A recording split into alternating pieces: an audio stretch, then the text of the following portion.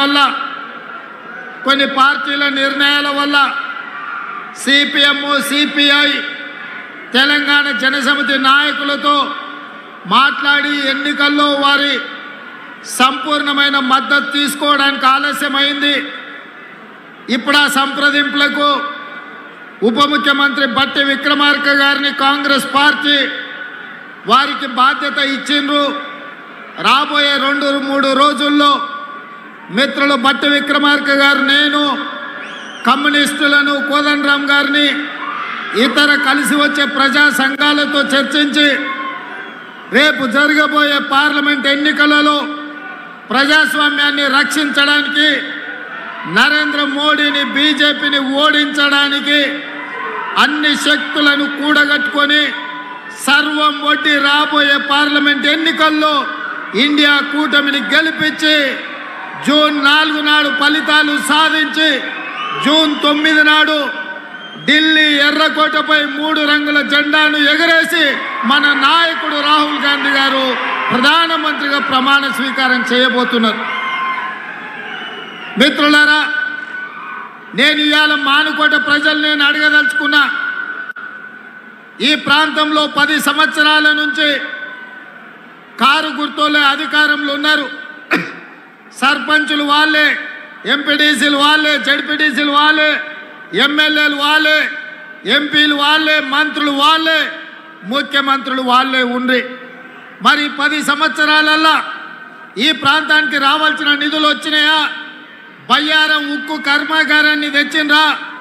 Kazipet railway coach ఫ్యాక్టరీని వరంగల్ ప్రాంతానికి తీసుకొచ్చిండ్రా? ములుగులో ప్రకటించిన గిరిజన యూనివర్సిటీ ఆలస్యం కావడానికి కారణం ఏంది? ఈ ప్రాంతంలో సాగునీటి ప్రాజెక్టులు పూర్తిగాక సీతారామ ప్రాజెక్టు అట్లనే ఎండబెట్టి కాళేశ్వరాన్ని కూలగొట్టి పాలమూరు రంగారెడ్డి ఎత్తిపోతల్ని పడావు పెట్టి ఈరోజు తెలంగాణను దివాలా తీపిచ్చారు.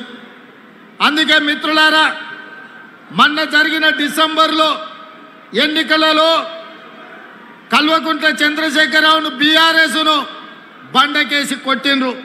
100 మీటర్ల గోతి తీసి పాతి పెట్టింది మీరే కదా. మరి ఇవాళ నేను అడుగుతున్నా, ఢిల్లీలో ఉండే మోడీ, గజ్వెల్ ఫామ్ హౌస్లో ఉండే కేడి, వీళ్ళిద్దరు తోడు దొంగలు. వీళ్ళిద్దరు కలిసి గూడు పుటాని చేసి తోడు దొంగలే తెలంగాణ ప్రజల యొక్క హక్కులను కాలరాసి తెలంగాణకు తీరని అన్యాయం చేసింది. మరి తోడు దొంగలల్లా ఒక దొంగను బండకేసి కొట్టి 2వ దొంగను మీరు వదిలిపెడతారా అని నేను మిత్రులను అడగదలుచుకున్నా. ఇవాళ ఇక్కడున్న కేడీకి మద్దతు పలికింది మోడీ కదా.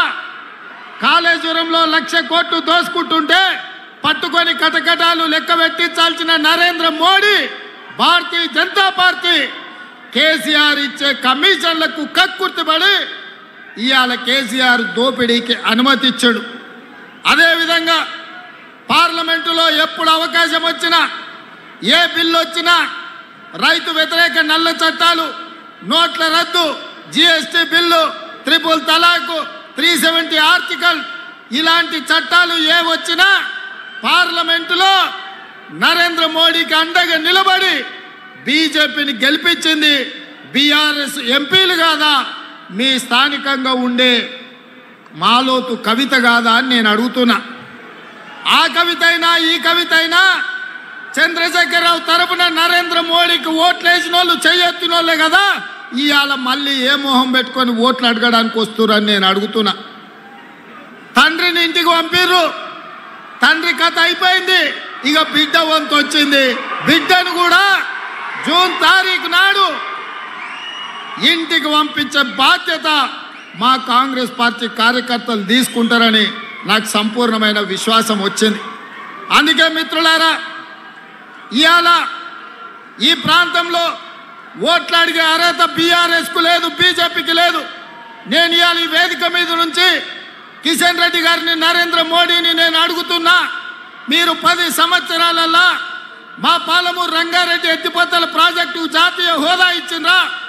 మా ఖమ్మం ప్రాంతంలో బయ్యారం ఇల్లందు ప్రాంతంలో బయ్యారం ఉక్కు కర్మాగారం కట్టి ఈ ప్రాంతంలో ఉండే ఆదివాసీలను, లంబాడీలను వేలాది మంది ఉద్యోగాలు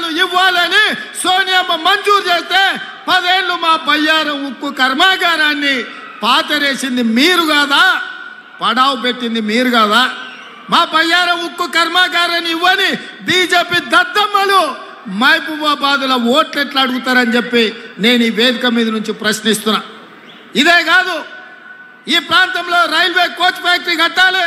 కాజీపేట రైల్వే కోచ్ ఫ్యాక్టరీ కట్టిస్తే జాతీయ అంతర్జాతీయ స్థాయి గుర్తింపు వరంగల్కి వస్తుందని చెప్పి సోనియమ్మ మంజూరు చేసింది. కానీ నరేంద్ర మోడీ ఏం చేసిండు? ఇక్కడ రైల్వే కోచ్ ఫ్యాక్టరీ కట్టడానికి వీల్లేదు, అసలు రైల్వే కోచ్ ఫ్యాక్టరీలే కట్టలేమని అబద్ధాలు చెప్పి కాజీపేటకు మంజూరు చేసిన రైల్వే కోచ్ ఫ్యాక్టరీ లాతూర్కు తరలించుకొని పోయిండు.